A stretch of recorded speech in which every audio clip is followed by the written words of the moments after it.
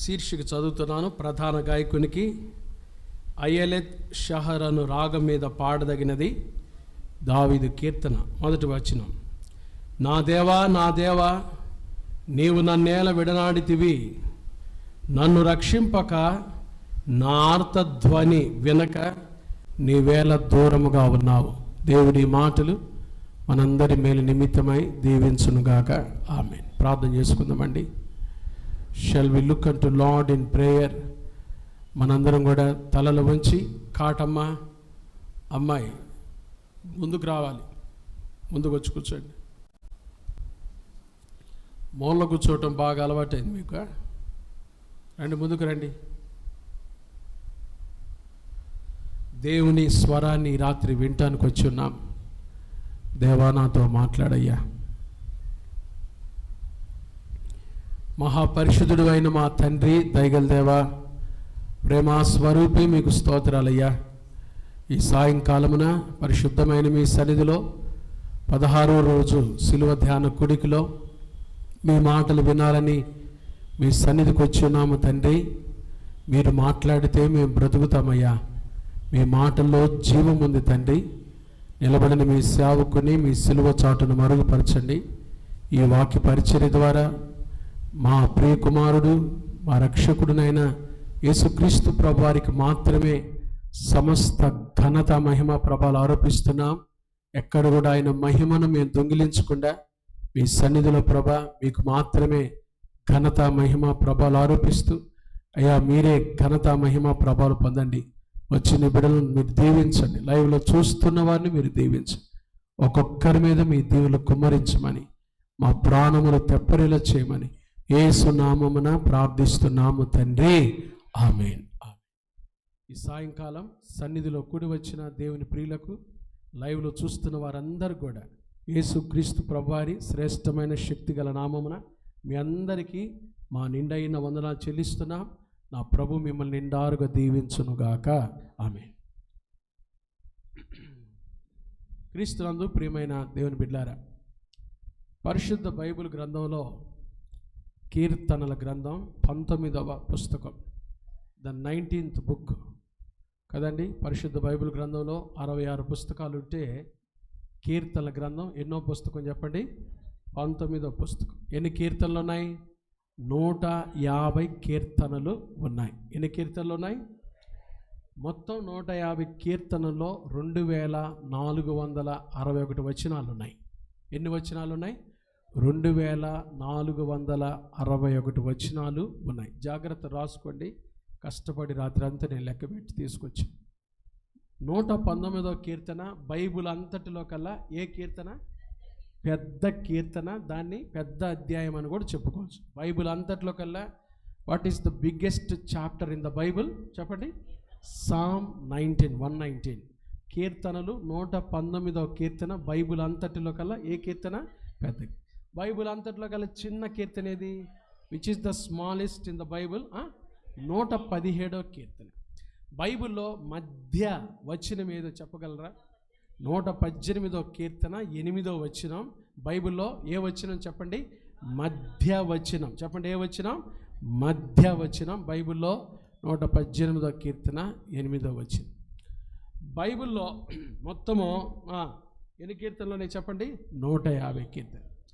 దావీదు ఏం చేశాడో తెలుసా? దావీదు రాజుగా ఉన్నప్పుడు ఈ యెరూషలేము దేవాలయంలో 20 గాయక బృందాలను ఏర్పాటు చేశాడు. ఎన్ని గాయక బృందాలు? 20 క్వైర్ గ్రూప్స్. ఇది దినవృత్తాంతాల మొదటి గ్రంథంలో మనం క్లియర్గా స్టడీ చేస్తే 20 గాయక బృందాలు ఏర్పాటు చేశాడు. ఆ 20 గాయక బృందాల్లో ప్రధాన యాజకుడు, ప్రధాన గాయకుడు ఉండేవాడు, మ్యూజిక్ డైరెక్టర్ ఉండేవాడు. ఆయన్ని ఈ మ్యూజిక్ డైరెక్టర్ ఏం చేస్తాడో తెలుసా? యెరూషలేము దేవాలయంలో ఏం చేసేవాడంటే, మొట్టమొదట పాటల పుస్తకం, మొదటి పాటల పుస్తకం అని అంటాడు. మొదటి పాటల పుస్తకంలో నుంచి 2వ పాట పాడుకుందాం అనగానే అందరూ మొదటి పాటల పుస్తకాన్ని తీస్తారు. అట్లా ఎన్ని పాటల పుస్తకాలు ఉన్నాయో తెలుసా? 5 పాటల పుస్తకాలు ఉన్నాయి. ఎన్ని పాటల పుస్తకాలు ఉన్నాయి? అదే మీకు తెలుసు కదా, మొదటి స్కందము అని ఉంటుంది బైబిల్లో కదండి. కీర్తనలు ప్రారంభంలో ఏముంటుంది? ప్రథమ స్కందము. రెండవది ఏముంటుంది? ద్వితీయ స్కందం అని ఉంటుంది. మూడవది తృతీయ స్కందం అని ఉంటుంది, 4వది చతుర్థ స్కందం అని ఉంటుంది, ఆఖరిది పంచమ స్కందం. 5 పుస్తకాలు, పాటల పుస్తకాలు. ఈ ప్రధాన యాజకుడు ఏమంటాడో తెలుసా? క్వైర్ సభ్యులతో మొదటి పాటల పుస్తకం అనగానే, మొదటి పాటల పుస్తకం అనగానే వాళ్ళందరికీ, ఇశ్రాయేలీయులందరికీ ఏం గుర్తొస్తుందో తెలుసా? ఆది కాండం గుర్తొస్తుంది. మొదటి పాటల పుస్తకం అనగానే ఏం గుర్తొస్తుంది చెప్పండి? ఆది కాండంలో చరిత్ర గుర్తొస్తుంది. రెండో పాటల పుస్తకం అనగానే ఏం గుర్తొస్తుంది తెలుసా? నిర్గమాకాండంలో చరిత్ర గుర్తొస్తుంది. మూడో పాటల పుస్తకంలో పాటలు పాడదాం అనగానే, మూడో పాటల పుస్తకం అనగానే ఏం గుర్తొస్తుంది చెప్పండి? లేవి కాండంలో చరిత్ర గుర్తొస్తుంది. 4వ పాటల పుస్తకంలో పాటలు పాడదాం అనగానే ఏం చరిత్ర గుర్తొస్తుంది? సంఖ్యాకాండంలో చరిత్ర గుర్తొస్తుంది. 5వ పాటల పుస్తకంలో పాట పాడదాం అనగానే ఏం గుర్తొస్తుంది చెప్పండి? ద్వితీయోపదేశ కాండం. ఇట్లా ఈ 5 పాటల పుస్తకాలు కీర్తనల గ్రంథంలో ఉన్నాయి. ఎన్ని పాటల పుస్తకాలు చెప్పండి? 5 పాటల పుస్తకాలు. మొత్తం ఎన్ని కీర్తనలు? 150 కీర్తనలు. ఎన్ని గాయక బృందాలు చేశాడు దావీదు? 20 గాయక బృందాలు. ఎన్ని గాయక బృందాలు? ఇవి మీ మనసులో గుర్తు పెట్టుకోవటానికి చెప్తున్న జాగ్రత్తగా. 20 గాయక బృందాలు చేశాడు. దినవృత్తాంతాల మొదటి గ్రంథం 15వ అధ్యాయం నుంచి ఆఖరి అధ్యాయం వరకు చదివితే ఈ స్టడీ మీరు బాగా చేసుకోవచ్చు. ఒక ప్రధాన గాయకుడు ఉంటాడు, క్వైర్ డైరెక్టర్. ఆయన ఇలా చెప్తాడు. అయితే 150 కీర్తనలు దావీదు రాసినయా? కాదు. మరి దావీదు ఎన్ని రాశాడు? 75 కీర్తనలే రాశాడు. దావీదు ఎన్ని రాశాడు చెప్పండి? 75 కీర్తనలు రాశాడు. 12 కీర్తనలు ఆసాపు రాశాడు. 11 కీర్తనలు కోరహు రాశాడు. కోరహు రాసిన కీర్తనల్లో ప్రాముఖ్యమైన చరిత్ర ఉంటుంది. ఏముంటుందో తెలుసా? పాతాళం గురించి, నరకాని గురించి ఎక్కువగా వివరించిన వాళ్ళు ఎవరంటే కోరహు కుమారులు. పాస్టర్ గారు, దీంట్లో విచిత్రం ఏంటి పాస్టర్ గారు అని మీరు అడగచ్చు.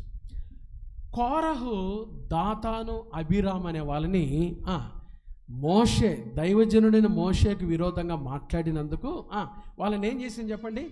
భూమి నెరవిడిచి ఏం చేసింది చెప్పండి? మింగేసింది.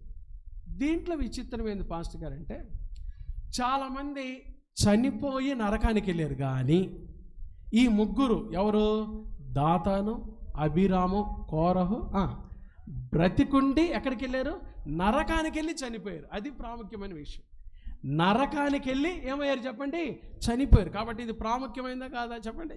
ప్రత్యేకమైందా కాదా? చాలామంది చనిపోయి ఎక్కడికి వెళ్తారు?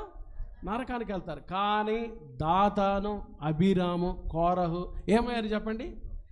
నరకానికి వెళ్ళి చనిపోయారు. ఎక్కడికెళ్ళి? చూడండి విచిత్రం. భూమి నెరవిడిచి వాళ్ళని అలాగే మింగేగానే నరకంలోకి వెళ్ళి ఏమయ్యారు చెప్పండి? చనిపోయారు. చూసారా?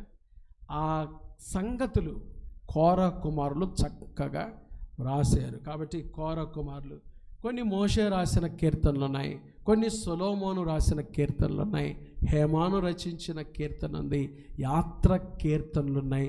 ఈ కీర్తనల సంపుటియే 150 కీర్తనలు కదండి. చాలా అద్భుతమైన కీర్తన గ్రంథంలో చాలా గొప్ప చరిత్ర మనం చూస్తాం. ఎర్ర సముద్రం పాయలైనప్పుడు ఇశ్రాయేలీలు ఐగుప్తుల నుంచి బయటకు వస్తా ఉన్నప్పుడు ఎర్ర సముద్రం ఏమైంది చెప్పండి? పాయలు. ఎర్ర సముద్రం పాయలైతే ఆ రాత్రే వారు ఏం చేశారంట? ఆరిన నెలలో సముద్రాన్ని దాటారు. ఒక్క రాత్రిలో 20 లక్షల కాల్బలం ఎలా దాటగలిగారు? ఈ విషయం మీరు కనుక్కోవాలంటే కీర్తన గ్రంథం చదవాలి. రాశారు. కీర్తన గ్రంథంలో దాదాపు 3.5 మైళ్ళ మైదానం చీలిందంట. ఎర్ర సముద్రం చీలినప్పుడు వెడల్పు ఎంత తెలుసా? 3.5 మైళ్ళ మైదానం చీలితే 5,000 మంది దాటితే కానీ ఒక రాత్రిలో వాళ్ళు ఏం చేయలేరు చెప్పండి? దాటలేరు ఎర్ర సముద్రం. ఈ సంగతి ఎక్కడుందో తెలుసా? కీర్తన గ్రంథంలో ఉంది. మీరు తర్వాత చదివి నాకు చెప్పండి. ఏ కీర్తన నేను చెప్పను, మీరు బాగా స్టడీ చేయండి. రెండవది, మోషేను దేవుడు బండను కొట్టు నీళ్ళు వస్తాయి అంటే మోషే ఒకసారి కొట్టి మళ్ళీ రెండోసారి కూడా కొట్టాడు. కొట్టగానే బండ చీలి ఏమని చెప్పండి? నీటి కాలువలు ఏమని చెప్పండి అంట? మొత్తం నీటి కాలువలుగా జీవజలములు రాగానే ప్రజలందరూ తాగారంట. ఎంతమంది తెలుసా? 20 లక్షల కాలువలు త్రాగి తృప్తి పొందారు. అది కూడా 105వ కీర్తనలో మనం చూస్తాం. కీర్తన గ్రంథంలో నిర్గమాకాండంలో, లేవి కాండంలో, సంఖ్యాకాండంలో లేని చరిత్ర విషయాలు ఎక్కడోనో తెలుసా? ఎక్కడోనో చెప్పండి, కీర్తనల గ్రంథంలో రాయి. అందుకని మనం కీర్తనల గ్రంథం బాగా చదవాలి. చూడండి, యేసుప్రభు వారి సమయంలో క్రొత్త నిబంధనలో కీర్తన గ్రంథం గురించి మత్తయి సువార్త 26వ అధ్యాయం, మత్తయి సువార్త 26వ అధ్యాయము 30వ వచనం చూడండి. మత్తయి సువార్త 26వ అధ్యాయం, మాథ్యూస్ గాస్పెల్, మత్తయి సువార్త 26వ అధ్యాయము 30వ వచనం ఏమని చూడండి అక్కడ. మత్తయి సువార్త 26:30 చదవండి, చూసిన వాళ్ళు. అంతటా వారు కీర్తన పాడి, చూడండి ఏం పాడారంట వాళ్ళు, దేవుని బిడ్డలు. యేసుప్రభువు వారు బల్ల సహవాసం అయిన తర్వాత, రాత్రి భోజనం అయిన తర్వాత, ఆయన శిష్యులతో కలిసి భోజనం చేసిన తర్వాత వారు కీర్తనలు పాడి ఎక్కడికి వెళ్ళారు? ఒలీవల కొండకు వెళ్ళారు. కీర్తన పాడి యేసుప్రభువు వారు కీర్తనలు పాడారు. ఇక్కడే కాదు, మరొక చోట చూడండి, లూకాసు వార్త 24వ అధ్యాయము 44వ వచనం. లూకాసు వార్త 24వ అధ్యాయము 44వ వచనం చూడండి. Luke's gospel chapter 24 verse 44. లూకాసు 24:4. అంతటా ఆయన మోషే ధర్మశాస్త్రములోను ప్రవక్తల గ్రంథములలోను కీర్తనలలోను, చెప్పండి ఎక్కడ?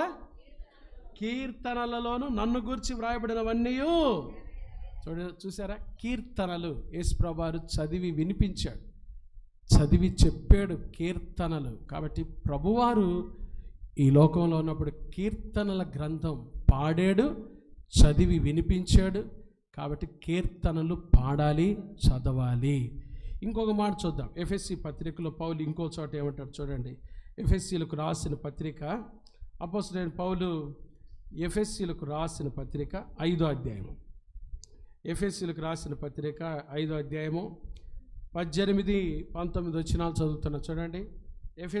Ephesians chapter 5 verse 18 and 19. మరియు మద్యముతో మత్తులై ఉండకుడి, దానిలో దుర్వ్యాపారం కలదు. అయితే ఆత్మపూర్ణులై ఉండుడి, ఒక్కనినొకడు కీర్తనలతోనూ సంగీతములతోనూ ఆత్మ సంబంధమైన పాటలతో నేను చేయండి, హెచ్చరించుచు మీ హృదయములలో ప్రభువును గురించి ఏం చేయండి. చూసారండి, కీర్తనలు ఏం చేయాలి? పాడాలి. మీకు తెలుసా, కీర్తనలన్నీ కూడా పాటలు. అవి చెప్పండి ఏంటి కీర్తనలు అంటే? ఏంటి?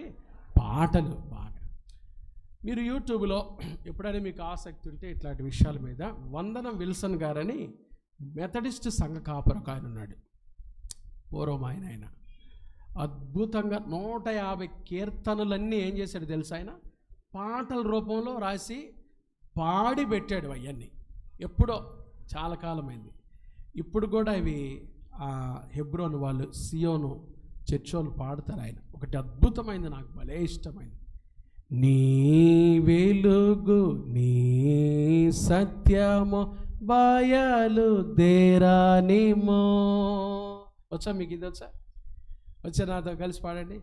నీ వెలుగు నీ సత్యము బయలు దేరానిమో, మాకు త్రోవ చూపుము,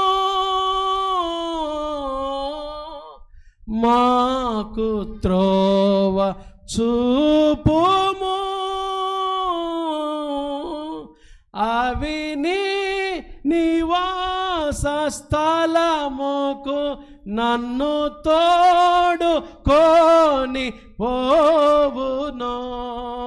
దేవా నా దేవా, నీ వెలుగు నీ సత్యము బయలు దేరానిమో.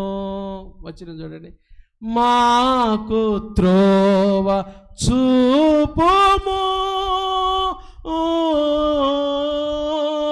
మాకు త్రోవ చూపుము, అవి నీ నివాస స్థలముకు మమ్ము తోడుకొని పోవును.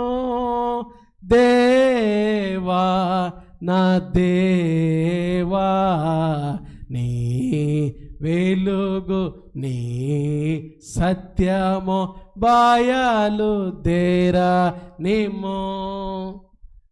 దీనికి అసలు ఆర్కెస్ట్రా తప్పలేదు. పూర్వం ఇలాగా ఉజ్జీవంగా పాడేవాళ్ళు మా నాన్నోళ్ళు, భలే పాడేవాళ్ళు ఈ పాట. వాళ్ళకి ఆడేది నేర్చుకుని చాలా అద్భుతంగా సియోను గీతాలు పాడతారు. మా నాన్న భలే పాడతాడు. ఇది పాడుతూ ఉంటే అసలు ఎంత ఏడుపు వస్తుందో. కొన్ని పాటలు మనల్ని ఎంత కదిలిస్తాయో కీర్తనలు, దానికి వాయిద్యాలు అక్కర్లా, ఆత్మతో పాడుతూ ఉంటే ఎంత సంతోషంగా రమ్యంగా ఉంటుంది. కాబట్టి కీర్తనలు చాలా అద్భుతమైన కీర్తనలు. మనం కష్టంలో ఉన్నప్పుడు బాగా చదువుకుంటాం కదండి. కీర్తనలు ఆదరిస్తాయి కదండి. కీర్తనలు ఏం చేస్తాయి?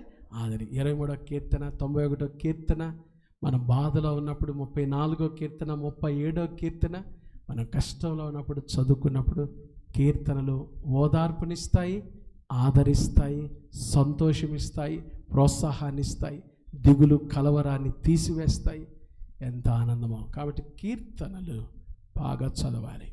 ఈరోజు 22వ కీర్తనల నుంచి అద్భుతమైన విషయాలు శిలువ ధ్యానంలో మనం నేర్చుకోబోతున్నాం. చూడండి 22వ కీర్తన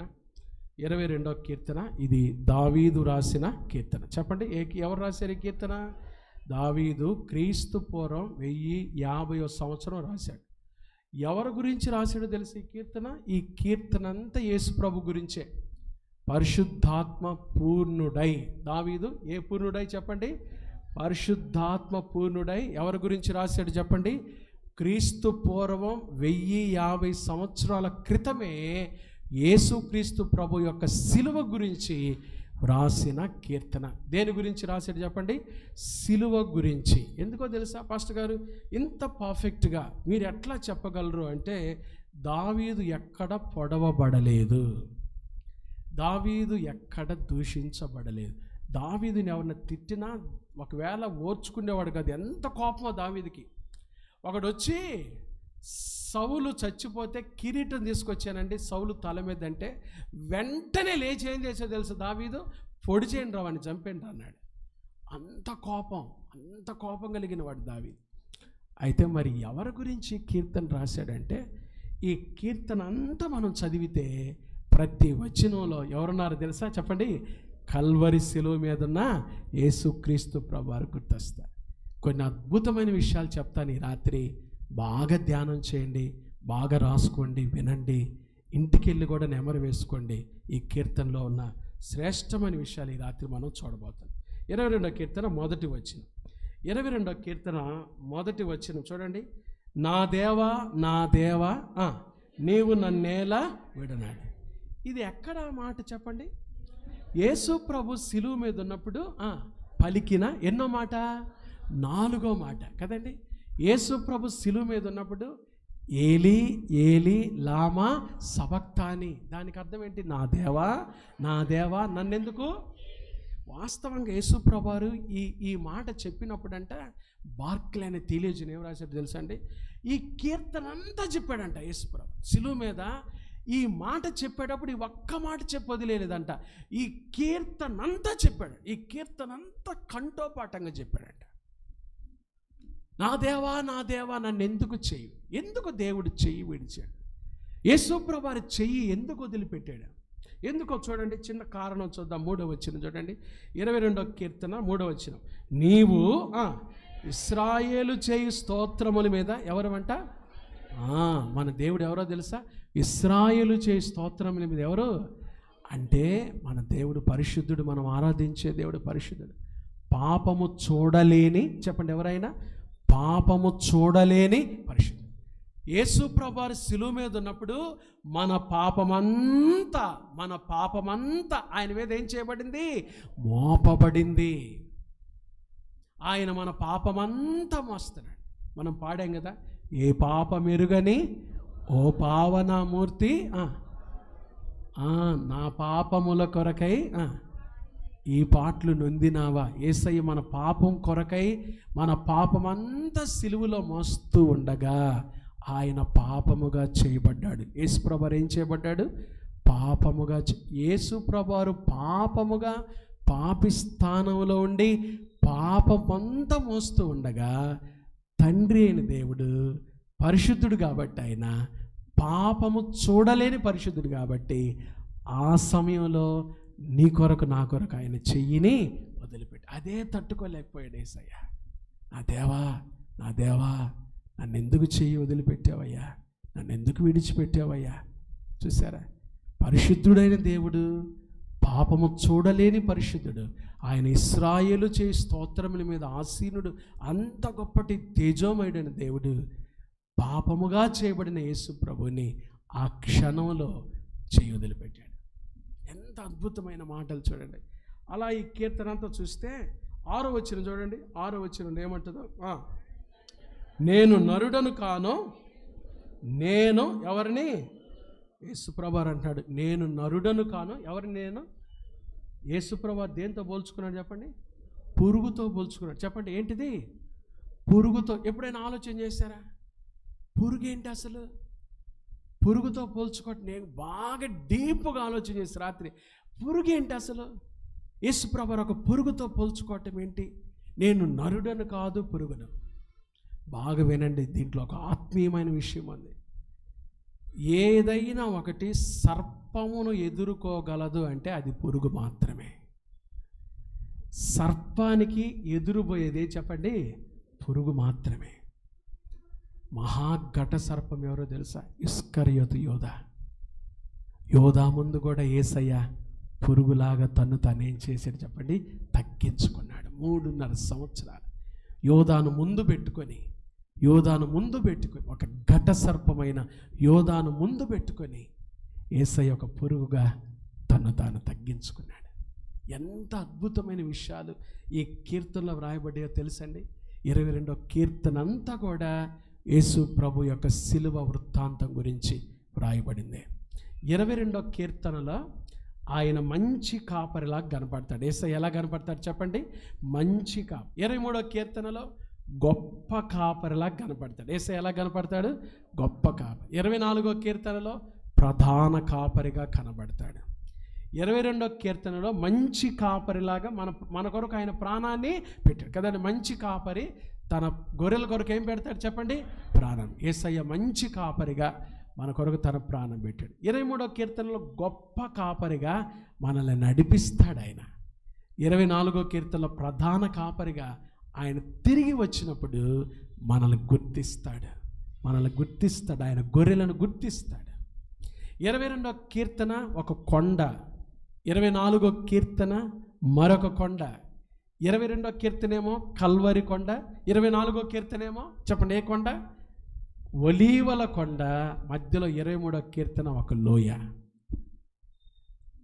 కొండ లేనిదే లోయ లేదు, లోయ లేనిదే కొండ లేదు. విశ్వాస జీవితంలో మంచి లేనిదే చెడు లేదు, చెడు లేనిదే మంచి లేదు, మేలు లేనిదే కీడు లేదు, కీడు లేనిదే మేలు లేదు. ఇలాంటి అద్భుతమైన విషయాలు ఈ కీర్తనలో మనం చూస్తాం. అయితే ఈ రాత్రి ఈ సిలువ సన్నివేశంలో 4 సంగతులు చెప్పి చక్కగా ముగించేస్తాం. చూడండి 22వ కీర్తన ఈ రాత్రి మనం ధ్యానం చేసే 4 విషయాలు చూద్దాం. చూడండి 22వ కీర్తన 12వ వాక్యం. వృషభములు అనేకములు నన్ను ఏం చేయబడినాయి? బాషాను దేశపు బలమైన వృషభములు నన్ను. మొదటిది వృషభములు, రాసి పెట్టుకోండి. ఈరోజు మనం ధ్యానం చేసే మొదటి మాట వృషభములు. రెండవది 13వ వచనం, 22వ కీర్తన 13వ వచనం. చీల్చుచును గర్జించుచు ఉండు సింహము వలె వారు ఏం చేస్తున్నారు? నోళ్ళు తెరచుచున్నారు. మూడవది సింహము, గర్జించు సింహము. రెండవది నెక్స్ట్ మూడవది 16వ వచనం, 22వ కీర్తన 16వ వచనం. కుక్కలు నన్ను ఏం చేసి ఉన్నాయి? చుట్టుకొని ఉన్నవి. మూడవది కుక్కలు. నాలుగవది 21వ వచనం, రెండవ భాగం. సింహపు నోట నుండి నన్ను రక్షింపము, గురుపోతుల కొమ్ములలో నుండి నన్ను రక్షించి నాకు ఉత్తరం ఇచ్చి ఉన్నావు. ఈ 4 విషయాలు క్లుప్తంగా చూసుకొని ముగించుకుందాం. 1, ఒకటి దేని గురించి చెప్పండి? ఏం ఆవరించి ఉన్నాయంటే, ఒకటి బాషాను దేశపు బలమైన వృషభములు. చెప్పండి, మామూలు వృషభాలు కాదు అవి. ఏంటి? బాషాను దేశపు ఏంటి? బలమైన వృషభములు నన్ను ఏం చేయబడ్డాయి?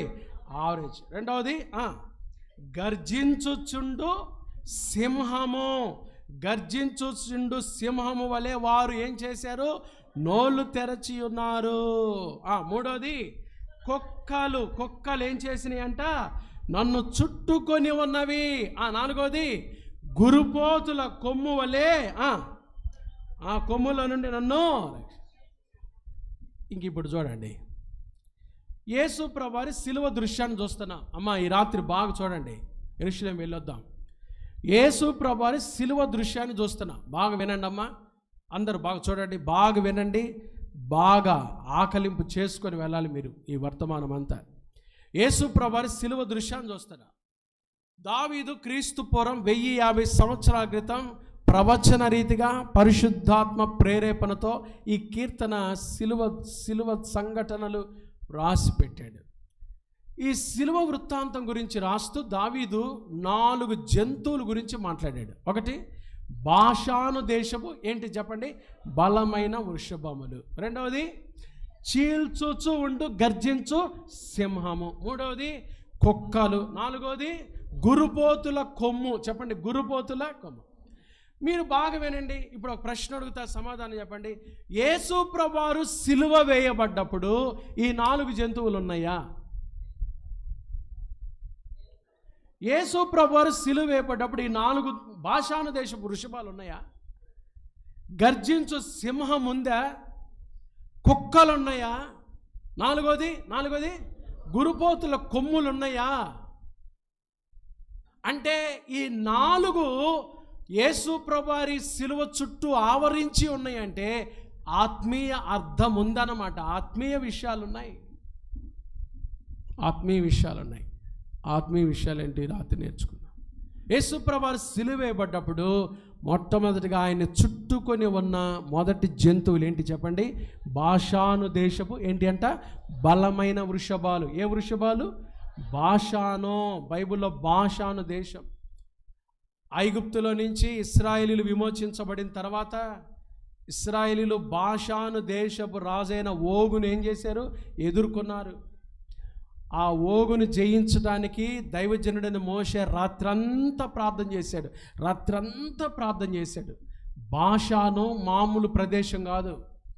మీరు చూస్తే ఆమోస్ గ్రంథం చూస్తే బాషాను అపవిత్రాత్మలుండే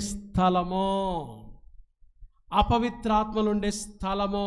మరి బాషాను దేశపు వృషభాలు దేనికి సాదృశ్యం పాస్టర్ గారంటే? అపవిత్రాత్మ శక్తులకు సాదృశ్యం, చీకటి శక్తులకు సాదృశ్యం, సైతాను రాజ్యానికి సాదృశ్యం. యేసు ప్రభువారు సిలువ వేయబడ్డప్పుడు ఈ బాషాను దేశపు బలమైన వృషభాలు, ఈ అపవిత్రాత్మ శక్తులు ఏం చేసినాయో తెలుసా?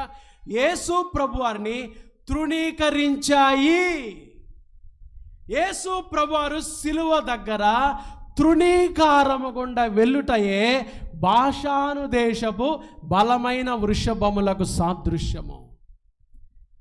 సైతాను, చీకటి శక్తులు, అపవిత్రాత్మలు యేసుక్రీస్తు ప్రభువారిని ఎవరినైనా తృణీకరిస్తాయి అంటే ఇవి చెప్పండి, ఎవరు తృణీకరిస్తాయి? యేసు ప్రభువునే తృణీకరిస్తాయి. మరి పాస్టర్ గారు యాకోబు పత్రికలో దెయ్యములు కూడా యేసు ప్రభు అని ఒప్పుకుంటాయని ఉందిగా అని మీరు అడగచ్చు నన్ను. అపవిత్రాత్మ శక్తులు యేసుక్రీస్తును ప్రభు అని ఒప్పుకుంటాయి కానీ అంగీకరించవు. యేసును దేవుడిగా ఏం చేయలేవు, అవి ఒప్పుకుంటాయి అంతే. చాలామంది ప్రార్థనకు వస్తారు కానీ యేసు ప్రభు అని ఒప్పుకుంటారు కానీ హృదయంలో అంగీకరించకుండా ఏం చేస్తారు? వెళ్ళిపోతారు. సేమ్ అలాగే చీకటి శక్తులు, అపవిత్రాత్మ శక్తులు, సైతాను రాజ్యం ఏం చేస్తుందో తెలుసా? యేసు ప్రభు వారిని ఏం చేస్తుందో తెలుసా? భయంకరంగా తృణీకరిస్తాయి. అవి అంగీకరించవు ప్రభుని. యేసు ప్రభువారు ఎంత తృణీకారం కూడా వెళ్ళాడో సిలువ దగ్గర చుట్టూ ఉన్న దొంగలు ఏం చేశారు చెప్పండి? తృణీకరించారు. అసలు ఆయన ఎలాంటి తృణీకారం గుండా వెళ్ళాడు చూడండి. ఆయన దగ్గర ఆ రాత్రి దాకా ఉన్న శిష్యులు ఏమయ్యారు చెప్పండి? విడిచి పారిపోయారు.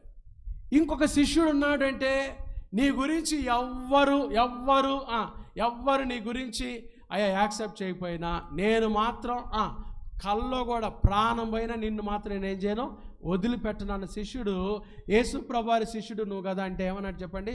నాకు ఆయన ఎవరో తెలియదయ్యా, అమ్మతోడు నాకు ఆయన ఎవరో బొంకాడు. సొంత వారు తృణీకరించారు, శిష్యులు తృణీకరించారు. ఎంత భయంకరమైన తృణీకారం గుండా యేసయ్య శిలువ దగ్గర వెళ్ళాడు. బాషాను దేశపు వృషభములు తృణీకారానికి సాదృశ్యం. నా ప్రియమైన దేవుని బిడ్డలారా, ఈరోజు చాలామంది కుటుంబాల్లో తృణీకారానికి గురవుతున్నారు. సొంత వారి చేతిలో తృణీకరించబడుతున్నారు. భార్య భర్త చేతిలో. మనకు అతను కలుసుకుంటే పెళ్ళయి సంవత్సరం అయిందండి. ఆ అబ్బాయి ఏం చెబుతాను తెలుసా? పాస్టర్ గారు, అన్యోన్యంగా ఆశీర్వాదకరంగా ఆనందంగా సాగాల్సిన మా దాంపత్య జీవితం నా భార్య ఒక నెల రోజుల నుంచి దగ్గరికి రానిట్లేదండి. తృణీకరిస్తుంది, నన్ను తృణీకరిస్తుంది. ఎంత భయంకరం అండి! మనిషి దెబ్బలైనా సహిస్తాడు కానీ, మనిషి కొరడా దెబ్బలైనా సహిస్తాడు కానీ కదండి, కఠినమైన మాటలైనా సహిస్తాడు కానీ తృణీకారం రిజెక్షన్, తృణీకారం ఎవ్వరు సహించరండి, ఎవ్వరు సహించరు. అయితే యేసుప్రభు వారు సిలువ దగ్గర బాషాను దేశపు బలమైన వృషభములు, వాటి చేత ఆయన ఏం చేయబడ్డాడు చెప్పండి? తృణీకరించబడ్డాడు యేసుప్రభు వారిని. అందుకనే ఎవరైనా తృణీకారం కూడా వెళ్తున్నారే మీ సాయంత్రం, మీ కుటుంబాల్లో మీ పిల్లలు మిమ్మల్ని తృణీకరిస్తున్నారు, మీ సొంత వారు మిమ్మల్ని తృణీకరిస్తున్నారు, మీ బంధువులు మిమ్మల్ని తృణీకరిస్తున్నారు, మీకు బాగా దగ్గరైన వాళ్ళు మిమ్మల్ని తృణీకరిస్తున్నారు, మీ ఇరుగు పొరుగు వారు మిమ్మల్ని తృణీకరిస్తున్నారు, ఉద్యోగాలు చేసే చోట మీరు తృణీకారానికి గురవుతున్నారా? అందుకనే పౌలు ఏమంటాడో తెలుసా? హెబ్రీయులకు రాసిన పత్రిక 12వ అధ్యాయం చూడండి. ఈ మాట ఒక చాలా అద్భుతమైన మాట చదువుకుందాం. చూడండి, హెబ్రీయులకు రాసిన పత్రిక 12వ అధ్యాయం. అపోస్తలుడైన పౌలు హెబ్రీయులకు రాసిన పత్రిక 12వ అధ్యాయం. అపోస్తలుడైన పౌలు హెబ్రీయులకు రాసిన పత్రిక 12వ అధ్యాయం 2-3 వచనాలు నేను చదువుతున్నానమ్మా. బాగా చూడండి, మీరు బైబిల్ చూడండి ప్లీజ్. మీ బైబిల్ తెరిచి హెబ్రీయులకు రాసిన పత్రిక 12వ అధ్యాయం 2-3 వచనాలు. మనము కూడా ప్రతి భారమును సులువుగా చిక్కులు పెట్టు పాపమును విడిచిపెట్టి విశ్వాసమునకు కర్తయు దానిని కొనసాగించువాడునైనా యేసు వైపు చూచుచు మన ఎదుట ఉంచబడిన పందెములో ఓపికతో పరిగెత్తుదాం. ఆయన తన ఎదుట ఉంచబడిన ఆనందము కొరకై అవమానమును నిర్లక్ష్యపెట్టి సిలువను సహించి దేవుని సింహాసనం యొక్క కుడి పార్శ్వమున ఏమై ఉన్నాడు? 3వ వచనం, మీరు అలసట పడకయు. ఒకవేళ తృణీకారం ద్వారా మీరు అలసట పడ్డారేమో పౌలు అందుకని అంటున్నాడు, మనకే రాస్తున్నాడు, మీరు అలసట పడకయు. తర్వాత మీ ప్రాణములు విసుకకయు ఉండునట్లు పాపాత్ములు తనకు వ్యతిరేకముగా చేసిన తిరస్కారమంతయు ఓర్చుకొనినా ఆయనను, అంటే ఎవరిని? నీ కొరకు నా కొరకు సిలువలో తృణీకరించబడిన యేసుని తలంచుకోండి. యేసయ్య కల్వరి సిలువలో ఏం చేయబడ్డాడు? తృణీకరించబడ్డాడు. హీ వాజ్ రెజెక్టెడ్ కదండి. పరిసయ్యులు ఏమన్నారో తెలుసా? నేను ఒక మాట రాసుకొని వచ్చాను. పరిసయ్యులు ఎంత యేసుప్రభుని ఏమన్నారో తెలుసా? నీవు ఎలా పుట్టావో తెలుసా? యేసయ్య అన్నమాట. పరిసయ్యులు యేసుప్రభుని అన్నమాట. నీవు ఎలా పుట్టావో తెలుసా? ఒక తండ్రి లేకుండా పుట్టావన్నారు. ఎట్లాంటి మాట చూడండి. నీవు ఎలా పుట్టావో తెలుసా? ఒక తండ్రి లేకుండా పుట్టావన్నారండి యేసుప్రభు వారిని. అసలు ఆ మాట ఎలాంటి మాటో చూడండి, ఎలాంటి తృణీకారమో చూడండి. సమాజంలో ఎలాంటి తృణీకారం కూడా వెళ్ళాడో యేసయ్య కదండి. ఒకవేళ రాత్రి మిమ్మల్ని ఎవరైనా తృణీకరించారు, గడిచిన వారంలో మిమ్మల్ని ఎవరైనా తృణీకరించారు, పదే అదే గుర్తు చేసుకుంటున్నారు. కానీ నీ కొరకు నా కొరకు కల్వరి సిలువలో తృణీకారం గుండా వెళ్ళిన యేసును జ్ఞాపకం చేసుకో. యేసును తలంచుడి, యేసును తలంచుడి. ఎంత భయంకరమైన తృణీకారం గుండా వెళ్ళాడో యేసయ్య, ఎంత భయంకరమైన తృణీకారం గుండా వెళ్ళాడో యేసయ్య కదండి. బాషాను దేశపు బలమైన వృషభములు ఆయన తృణీకరించిన చీకటి శక్తులకు సాదృశ్యం. యేసయ్య తృణీకారం గుండా వెళ్ళాడు. యేసయ్య ఏమో తృణీకారం గుండా వెళ్ళాడు. కానీ మనమేమనుకుంటాం తెలుసా? నా యేసయ్య ఏమన్నాడు తెలుసా? ఏమన్నాడు? నన్ను తలగానే ఉంచుతానన్నాడు కానీ తోగ్గా ఉంచనన్నాడు. చూడండి, ఆయనేమో శిలువ మీద తృణీకరించబడాలి, కానీ నువ్వు ఎట్టుండాలి? నన్ను తలగానే అదిగో ఆడు పెడతానన్నాడు. దాసుడు యజమానుడు కంటే గొప్పవాడా? గొప్పవాడా? మరి యేసయ్యే తృణీకరించబడితే కొంచెం తృణీకారాన్ని నువ్వెందుకు తీసుకోలేకపోతున్నావు? కాదండి, నన్ను మాత్రం యేసయ్య తలగానే ఉంచుతానన్నాడండి, తోకగా ఉంచనన్నాడండి. ఎంత విచారం అది! అంటే ఆయన తృణీకరించబడచ్చు, కానీ మనం మాత్రం నన్ను ఎవరన్నా ఒక్క మాట అంటే పాస్టర్ గారు అస్సలు నేను చర్చి అన్నా మానేస్తాను, నేను రాకపోయినా పర్లేదండి. ఒక్క మాట అంటే నేను అసలు తట్టుకోలేదు. ప్రభువేమో నీ కొరకు నా కొరకు కల్వరి సిలువలో అంత తృణీకరించుకోవచ్చు, మనం మాత్రం చెప్పండి ఒక్క మాట. బాషాను దేశపు బలమైన వృషభాల ప్రభు తృణీకారంగా ఉండేది భయంకరంగా. సైతానుడు కూడా ఈ రోజుల్లో తృణీకారాన్ని తీసుకొచ్చి భార్యాభర్తల మధ్యలో సమాధానం లేకుండా చేస్తాడు. మొన్నటి నుంచి ఆ మాట అనింది కాబట్టే ఆయన దగ్గరికి నేను వెళ్ళను, కాపురం చేయను, అసలు ఆయన అంటే నాకు పడదు, ఆమె అంటే నాకు పడదు అనుకుంటున్నారా? ఈ రోజులో కోవిడ్ కంటే కూడా భయంకరమైన మహమ్మారి ఏంటో తెలుసా? కోవిడ్ కంటే కూడా దేనికంటే చెప్పండి అమ్మా, చెప్పండి. ఆ మాట కొంచెం పెద్దగా నచ్చగా.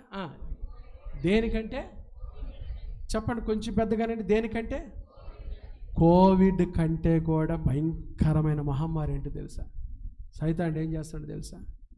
భార్య భర్తలకు సమాధానం లేకుండా ఇట్లానే తృణీకారాన్ని తీసుకొచ్చి పిల్లలు లేకుండా చేస్తున్నాడు. రాబోయే రోజుల్లో మహమ్మారి ఇదే. సంతోషం లేకుండా, ఆప్యాయత లేకుండా, అనురాగం లేకుండా బలమైన వృషభాలు ఏం చేస్తున్నాయో తెలుసా? బలంగా విడదీస్తున్నాయి. ఆ అమ్మాయి ఏమంటుందో తెలుసా? నేను ఆయనతో కాపురం చేయలేదు మమ్మీ, నేను వచ్చేస్తున్నా, పెట్టే పేడ సర్దుకొని వచ్చేస్తున్నా మమ్మీ, నేను అసలు కాపురం చేయలేను. బలమైన వృషభాలు, బాషాను దేశపు బలమైన వృషభాలు ఏం చేస్తున్నాయో తెలుసా? ఇట్లానే ఎవరొకరు తుంచేసుకోవటం, డైవర్స్ జీవితాలు ఇట్లా చేసుకోవటం. బలమైన మహమ్మారి తృణీకారం. ఆ ప్రియమైన దేవుని బిడ్డలారా, యేసయ్య నీ కోసం ఎంత తృణీకారం, ఎంత తిరస్కారాన్ని ఎదుర్కొన్నాడు కల్వరి శిలువ మీద. ఎంత తిరస్కారాన్ని ఎదుర్కొన్నాడు. బాషాను దేశపు బలమైన వృషభములు మొదటగా దేనికి సాదృశ్యమో? తృణీకారం. యేసయ్య కల్వరి శిలువలో ఏమి ఎదుర్కొన్నాడు చెప్పండి? తృణీకరించబడ్డాడు. ఆయన తృణీకరించబడ్డాడు. యేసయ్యను తృణీకరించారు. రెండవది ఏం జంతువులు చూసాం చెప్పండి? చీల్చుచుండు గర్జించు సింహము. ద్వేషించబడ్డాడు యేసయ్య, ద్వేషించబడ్డాడు. సాతానుడు ఎవరినైనా ద్వేషిస్తాడు అంటే ఎవరిని చెప్పండి? యేసు ప్రభునే. ఎంతగా ద్వేషిస్తాడు అంటే ఆయన వాక్యాన్ని అంతగా ద్వేషిస్తాడు సైతానుడు. ద్వేషము. యేసయ్య గర్జించు సింహాన్ని ఎదుర్కొన్నాడు శిలువ మీద. ద్వేషించబడ్డాడు.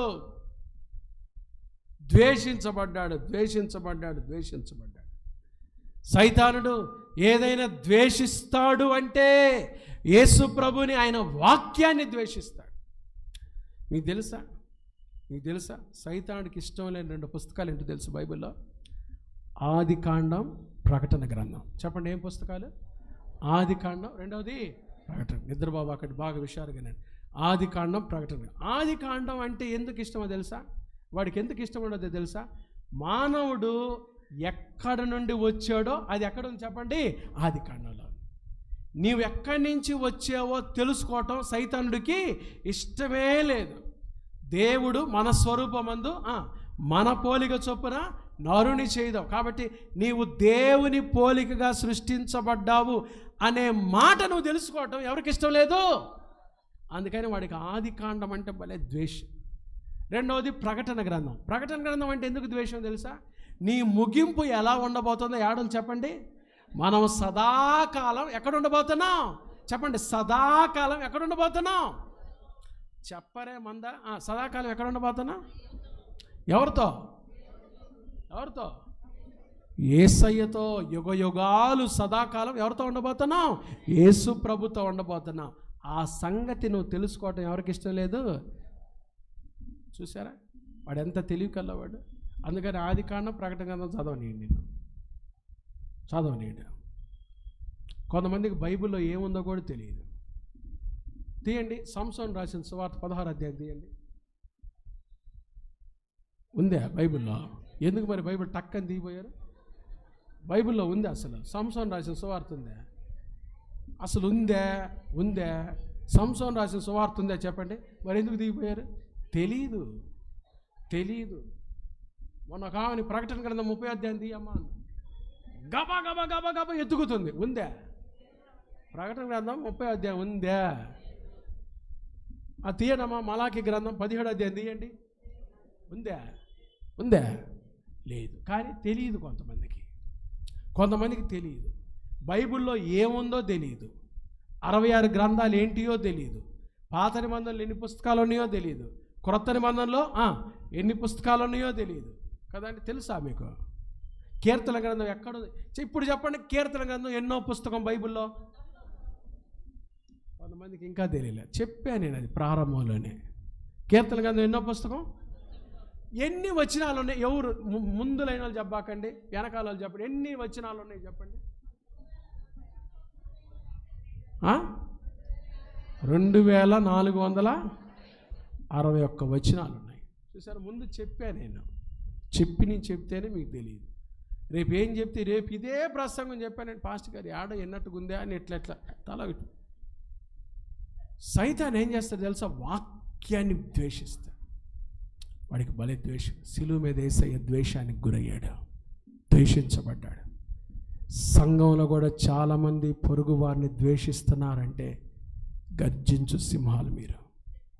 ఈ రోజుల్లో చాలామంది ప్రక్కన వాళ్ళని ద్వేషిస్తున్నారు, దైవ సేవకులను ద్వేషిస్తున్నారు. మీరు ద్వేషిస్తున్నారు అంటే, ఒక వ్యక్తిని మీరు ద్వేషిస్తున్నారు అంటే కదండి. మీరు ద్వేషిస్తున్నారు అంటే మీరేం చేస్తున్నారు చెప్పండి. మీరేం చేస్తున్నారు? గర్జించు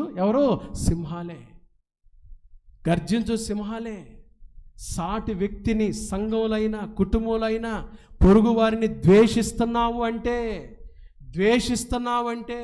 నీలో ద్వేషం ఉంది అంటే, ఒక వ్యక్తి మీద ద్వేషాన్ని పెంచుకుంటున్నావంటే నీవు గర్జించు సింహమే. యేసయ్య ఎంత ద్వేషానికి గురయ్యాడు, ఎంతగా ద్వేషించబడ్డాడు యేసయ్య. దేవుని మందిరానికి వస్తూ చాలామంది దైవజనులను ద్వేషిస్తారు కదండి. విచిత్రం ఏంటో తెలుసా? పాస్టర్ గారు అసలు మీకు ఏమి హాని చేస్తుంటాడు? ఎవరిని చేస్తుంటాడు? పాస్టర్ గారు ఎవరు చేస్తాడా చెప్పండి. కానీ ఆయన అంటే ఎందుకో తెలియని ఏమని ఉంటుంది చెప్పండి? ద్వేషం. 17 సంవత్సరాలు వచ్చింది ఆయన వచ్చింది. ఏమైందో ఎందుకో ఇంకా ఆయన త్వరగా పంపిస్తే పోవాలి. ఏమైంది? నాలాగే ఇంకో సేవకుడు రావద్దు. తర్వాత నేనే పోయాను అనుకోండి, దేవుని కృప వల్ల ఇంకొక సేవకుడు రావద్దు. ఆయన కూడా అంతే అంటారా? ఎవరైనా ఒక సేవకుడు రావాల్సిందే కదా సంఘానికి. ఒక ద్వేషం అండి. పాస్టర్ గారు పొద్దుగుకులు ఇయే చెప్తున్నాడు, దాంట్లో చెప్తే బాగుండు. కొంతమంది ఈ పెత్తనాలు ఎక్కువ. కొంతమంది చెప్పే వాక్యం వినరు కానీ, సమృద్ధి వాక్యాన్ని వినరు కానీ, దైవ సేవకుడు ఆలోచనలకు విరోధంగా ఒక ద్వేషం ఏదో చెప్పాలి. చర్చిలో చులకనోరో తెలుసా మీకు? ఎవరు చెప్పండి? పాస్టర్ గారు. ప్రతోడు వచ్చి పాస్టర్ గారికి ఏం చెప్పాలనుకుంటాడు తెలుసా? సలహా చెప్పాలి. మా సలహా ఈయన పాటించాలి.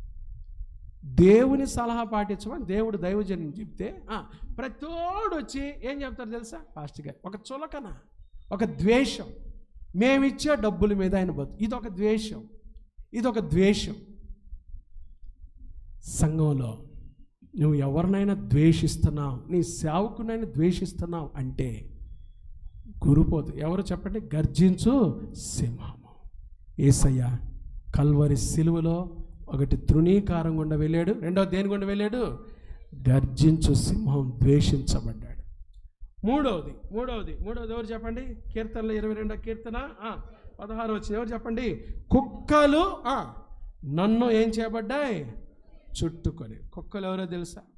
దూషించేవారు. దైవ దూషణ. ప్రధాన యాజకులు, శాస్త్రులు, పరిసయ్యులు, నీవు దేవుని కుమారుడివేనా? దైవ దూషణ. నీవు దేవుని కుమారుడివేనా? దైవ దూషణ. యేసు ప్రభుని ఎలా దూషించారో చూడండి. నీవు దేవుని కుమారుడివేనా? You are the son of God. నీవు దేవుని కుమారుడివేనా? దైవ దూషణ. ఎక్కడైనా యేసుక్రీస్తు ప్రభు యొక్క దైవత్వం గురించి ఇంకా సందేహం ఉంది అంటే అక్కడ ఏమన్నట్టు చెప్పండి? దైవ దూషణ ఉన్నట్టు. దైవ దూషణ అంటే అదే. ప్రభువుని గురించి, ఆయన అధికారము గురించి, ఆయన శక్తి గురించి ఇంకా నువ్వు ఎక్కడైనా సందేహిస్తున్నావు అంటే దైవ దూషణ జరిగినప్పుడు పరిశుద్ధాత్మ దేవుని మనం దుఃఖపరుస్తాం, ఆత్మదేవుని ఆర్పివేస్తాం. దైవ దూషణ జరిగినప్పుడు పరిశుద్ధాత్మ దేవుని మనం ఏం చేస్తాం చెప్పండి? దుఃఖపరుస్తాం. పరిశుద్ధాత్మదేవుని దుఃఖపరుస్తాం కదండి. పాత నిబంధన గ్రంథంలో తండ్రి అయిన దేవుని వద్దన్నారు. క్రొత్త నిబంధన గ్రంథంలో శాస్త్రులు, ప్రధాన యాజకులు యేసుక్రీస్తు ప్రభుని వద్దన్నారు. ఇప్పుడు సంఘంలో చేస్తున్న ఇంకొక భయంకరమైన తెలుసా? పరిశుద్ధాత్మ దేవుని వద్దంటున్నారు. పరిశుద్ధాత్మ దేవుడు హల్లెలూయా చెప్తే కొన్ని సంఘాల్లో మన వాళ్ళకి ఎంత బాధో, అదేదో పెంతుకోస్తోల్దే అన్నట్టుగా కదండి. ఎవరైనా హల్లెలూయా అంటే ఏం చెప్పండి? ఆ మాటకు అర్థం చెప్పండి? ప్రభువుని స్తుతించుడి. చెప్పండి, ప్రభువుని స్తుతించండి. హల్లెలూయా యూనివర్సల్ లాంగ్వేజ్. క్రైస్తవులందరూ కలిసి దేవదూతలు కూడా మాట్లాడే మాట హల్లెలూయా. పరిశుద్ధాత్మ దేవుని వద్దంటున్నారు. మాకేదో కాసేపు వాక్యం చెప్పి వెళ్ళిపోతే సరిపోతులే. ఆత్మదేవుని నడిపింపును తిరస్కరిస్తా ఉన్నారు. అక్కడ దైవ దూషణ జరుగుతున్నట్టు. అందుకని పౌలు ఫిలిప్పీ పత్రికలు ఏమంటాడు తెలుసా? ఏమన్నాడు తెలుసా? కుక్కల విషయమై ఏం చేయండి? జాగ్రత్తగా ఉండండి. కొన్ని కుక్కలు బయలుదేరినాయి. దైవ దూషణ చేసే కుక్కలు, దేవుని దూషించే కుక్కలు, దైవనామాన్ని దూషించే కుక్కలు. ఎంత దూషణ గుండా యేసయ్య సిలువలో వెళ్ళాడు. అందుకని దావీదు అంటున్నాడు, కుక్కలు నన్ను ఏం చేసినాయి? చుట్టుకొని ఉన్నాయి. 3 విషయాలు విన్నాం. ఒకటి, బాషాను దేశపు బలమైన వృషభాలు ఏం చేసినాయి? తృణీకరించారు. అపవిత్రాత్మ శక్తులు ఏం చేశారు? యేసయ్యను తృణీకరించారు. రెండవది, చీల్చుచుండు గర్జించు సింహాలు ఏం చేశారు చెప్పండి? ద్వేషించారు. మూడవది ఏం చేసినా? కుక్కలు ఏం చేసినా చెప్పండి? దైవ దూషించిన. నాలుగవది, గురుపోతుల కొమ్మలు. ఈ గురుపోతులు అంటే ఏంటో తెలుసా? ఎద్దులు. ఈ గురుపోతులకు, అడవి ఎద్దులకు కొమ్ములు పెద్దగా ఉంటాయి. యేసుక్రీస్తు ప్రభువారు చనిపోయాడని తెలిసి కూడా రోమా సైనికులు ఏం చేశారు చెప్పండి? దగ్గరికి వెళ్ళి ఈటుతో పొడిశారు ఆయన్ని. ఈటుతో ఏం చేశారు చెప్పండి? పొడిశారండి. ఆయన ఎముకలు కనబడేటట్టుగా. ఆయన ఎముకలలో ఒకటైనను ఏం చేయలేదు? విరిగిపోలేదు. ఎముకలు కనబడేటట్టుగా ఈటుతో ఏం చేశారు? పొడిచారు. యేసయ్య పొడవబడ్డాడు. చనిపోడని తెలిసి కూడా సైనికులు భయంకరంగా పొడిచారు. గురుపోతు కొమ్ములు పొడిచారు. యేసయ్యను పొడిచారండి, నిర్దాక్షిణ్యంగా పొడిచారు. యేసయ్య పొడవబడ్డాడు. ఎంత భయంకరంగా ఆయన పొడవబడ్డాడు. పొడవబట్టమే కాదు, ఇంకో మాట చెప్తా వినండి, బాగా వినండి. వింటున్నారు మీరందరూ? వింటున్నారా? చెప్పండి, వింటున్నారా? వింటలేదా? వింటున్నా మన గట్టిగా అనండి. వింటున్నారా? ఆఖరి మాట చెప్తా వినండి. గురుపోత ఏం చేస్తా తెలుసా? ఎప్పుడు నోట్లో నుంచి ఉమ్మొస్తూ ఉంటుంది. గురుపోతుకి నోటి నుంచి ఉమ్మొస్తూ ఉంటుంది. ఈ పొడిచిన వాళ్ళు ఏం చేశారు తెలుసా? పొడిచిన సైనికులు ఏం చేశారు తెలుసా? యేసయ్య మీద ఏం వేశారు? ఉమ్మేశారు. యూదులు కూడా కొంతమంది యూదులు ఏం చేస్తారంటే, వాళ్ళకి ఎవరైనా గిట్టలేదు అంటే వాళ్ళని అన్యజనుల్లాగా ట్రీట్ చేసి వాళ్ళ మీద ఏం వేస్తారో తెలుసా? థు అని ఇట్లా చేస్తారు. థు అని ఇట్లా అంటే వాళ్ళు ఉమ్మేస్తున్నారు అంటే వాడు ఏం చేయలేదు, నాకు గిట్టలేదు, మా సమాజంలో నుంచి వాడు వెళ్ళిపోవాలి, మా సమాజంలో నుంచి వాడు జాతిహీనపు వాడు అని అలా ఉమ్మేస్తారు. ఈనాడు సంఘాల్లో కూడా పొడవబడుతున్నాడు యేసయ్య. ఎక్కడో తెలుసా? కొంతమంది ఉంటారు, ప్రభుని ఎరిగిన తర్వాత కూడా కులగజ్జిపోదు, జాతి గజ్జిపోదు, ఈ వివక్షలు పోవు. యేసు ప్రభుని తెలుసుకున్న తర్వాత గొప్పవాళ్ళం పేదవాళ్ళం. కొంతమంది ఏమంటారు తెలుసా? వాళ్ళ ఇంటికి వెళ్ళండి కానీ ఆ ఇంట్లో భోజనం చేయబాకండి. గజ్జి పొడవబడ్డాడు యేసయ్య దాని కొరకే. ఉమ్మి వేయబడింది యేసయ్య మీద. నా ప్రియమైన దేవుని బిడ్డలారా, ప్రభుని ఎరిగిన తర్వాత కూడా ఇంకా వివక్షలు ఉన్నాయా? ఎవరి మీదన చూసి వివక్షలతో ఉంటున్నావా? వారితో మాట్లాడకూడదు, వీరితో మాట్లాడకూడదు, వారి దగ్గరికి వెళ్ళకూడదు, వీరి దగ్గరికి వెళ్ళకూడదు, వీరితోనే ఉండాలి, వీళ్ళు ఉన్నవాళ్ళు, వీళ్ళు డబ్బులు ఉన్నవాళ్ళు, వీళ్ళు లేనివాళ్ళు, వీళ్ళు తక్కువ వాళ్ళు. వివక్ష. పొడవబడ్డాడు యేసయ్య.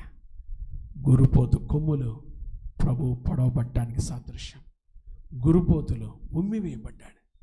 యేసయ్య మీద ఎంత ఉమ్మి వేయబడిందో, ఎలా ఓర్చుకున్నాడు యేసయ్య. కల్వరి సిలువలో అది చూశాడు దావీదు. పరిశుద్ధాత్మ ప్రేరేపితుడై క్రీస్తు పూర్వం 1050 సంవత్సరాల క్రితం ఈ సిలువ వృత్తాంతాన్ని చూసి దావీదు రాస్తున్నాడు. బాషాను దేశపు బలమైన వృషభాల చేత నా ప్రభు ఏం చేయబడ్డాడు? తృణీకరించబడ్డాడు. చీల్చుచుండు గర్జించు సింహం చేత ఏం చేయబడ్డాడు? ద్వేషించబడ్డాడు. మూడవది, కుక్కలు ఆయన చుట్టుకొని ఏం చేశారు? దైవదూషణ చేశారు. నాలుగోది, గురుపోతు కొమ్ముల వలె ఆయన ఏం చేయబడ్డాడు? పొడవబడ్డాడు. ఆయన మీద ఉమ్మి వేయబడింది. ఎంత భయంకరమైన శిక్ష. రాత్రి నేను చదువుతా ఉంటే బార్క్లే ఏం రాస్తాడో తెలుసా? ఒక మంచి థియోలాజియన్ విలియం బార్క్లే ఏం రాస్తాడో తెలుసా? ప్యాషన్ ఆఫ్ ద క్రైస్ట్ 1000 సినిమాలు 1000 రకాలుగా తెరకెక్కించిన యేసు ప్రభు శిలువ మీద పడ్డ ఆ కష్టాన్ని తీయలేమంట. అంత భయంకరమైన కష్టాన్ని, అంత భయంకరమైన శ్రమను, అంత భయంకరమైన తృణీకారాన్ని, అంత భయంకరంగా ఒక్కొక్క దెబ్బ కొడతంటే, కొరడాలతో ఒక్కొక్క దెబ్బ కొడతంటే ఆయన వీపు చారలైపోయింది. ఎముకలు కనబడేంతగా ఆయన దేహం రక్తసిక్తమైంది. ఎంత భయంకరంగా యేసయ్య శిలువ శ్రమ ఎదుర్కొన్నాడు. ఎవరి కోసం? మనం చిన్నగా పాడి వెళ్ళిపోతాం కదండి. ముండ్ల మకుటం వైన తలను చూచి స్వర్ణ కిరీటం పెట్టి ఆనందింతు. ముండ్ల మకుటం వైన తలను చూచి స్వర్ణ కిరీటం పెట్టి ఆనందింతు. కొరడాతో కొట్టబడిన వీపును చూచి,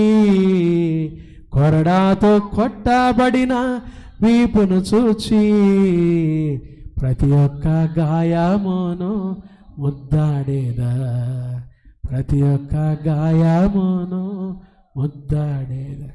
యేసయ్య సిలువలో ఒక్కసారే రోమా సైనికులు ఆయన ఏం చేశారు? సిలువేశారు. కానీ పౌలు హెబ్రీయుల పత్రికలో ఏం రాస్తాడో తెలుసా? ఎప్పుడైతే నువ్వు ప్రభువుని తృణీకరించే కొద్దీ, వాక్యాన్ని ద్వేషించే కొద్దీ, కొంతమందికి దేవుని వాక్యం కాసేపు ఎక్కువసేపు చెప్తే ఏమొస్తుందో తెలుసా? ఎక్కలేని ద్వేషం. వాక్యం అంటే ఎంత విసుగో, ఎంత ద్వేషమో. వాక్యాన్ని ద్వేషిస్తున్నావు అంటేనే నువ్వు ప్రభువుని ఏం చేస్తున్నావు తెలుసా? బాహాటంగా సిలువేస్తున్నావు.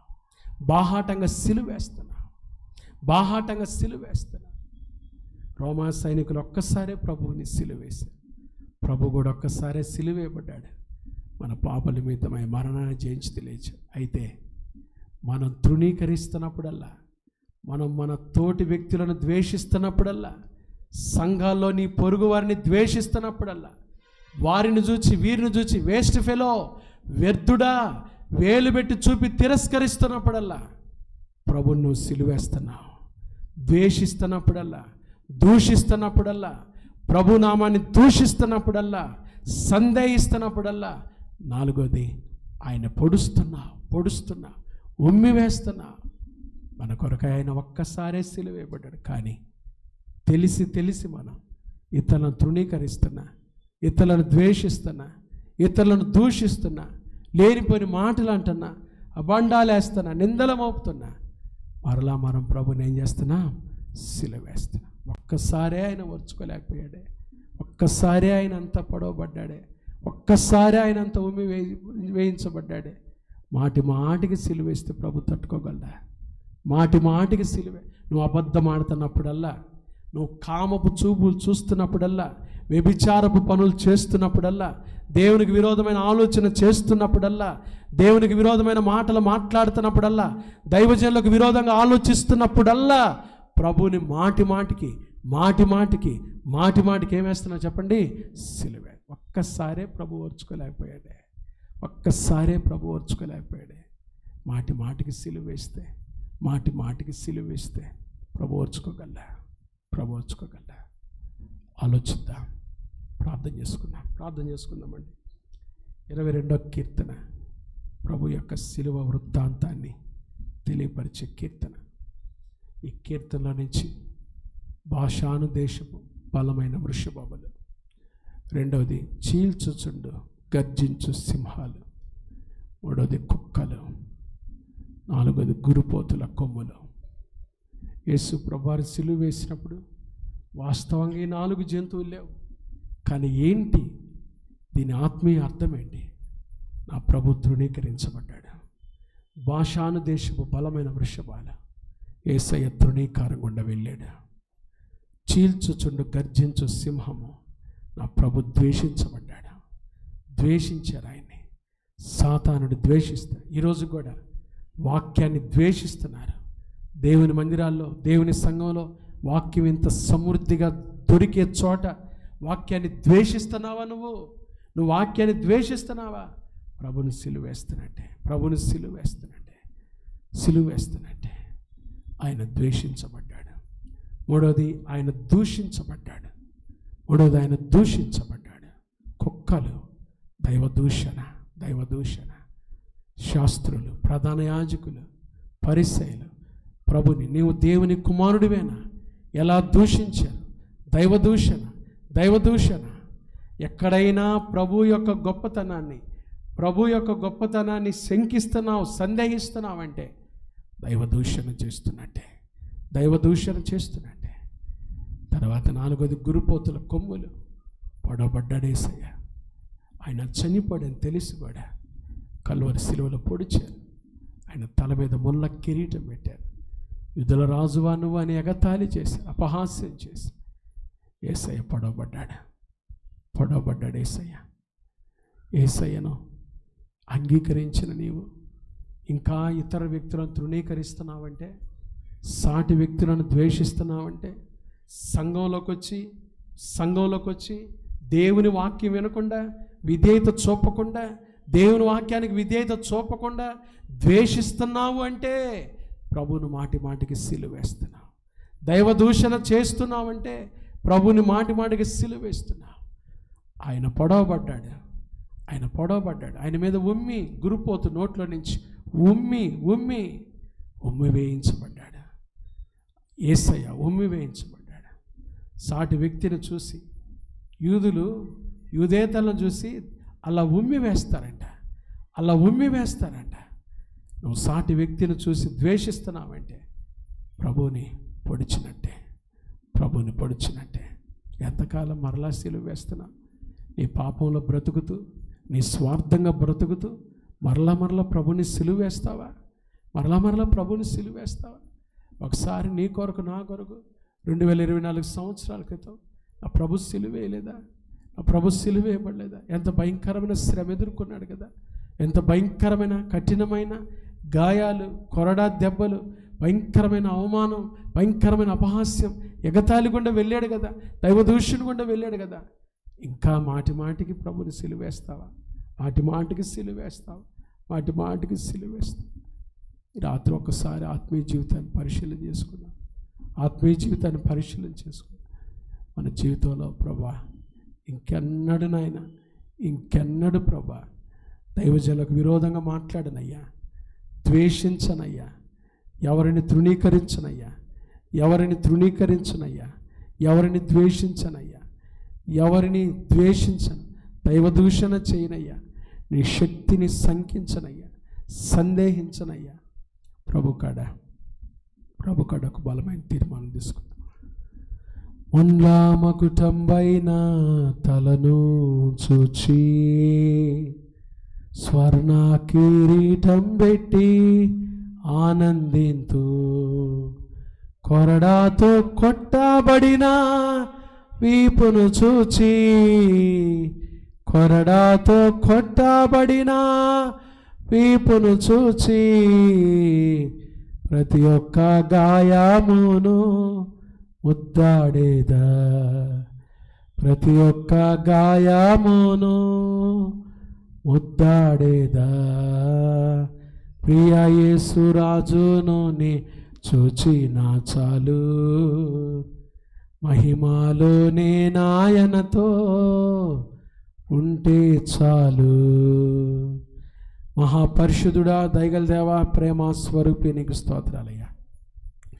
22వ కీర్తన నుంచి ఆత్మీయమైన పాఠాలు, శిలువ వృత్తాంతాన్ని మేము విన్నాం.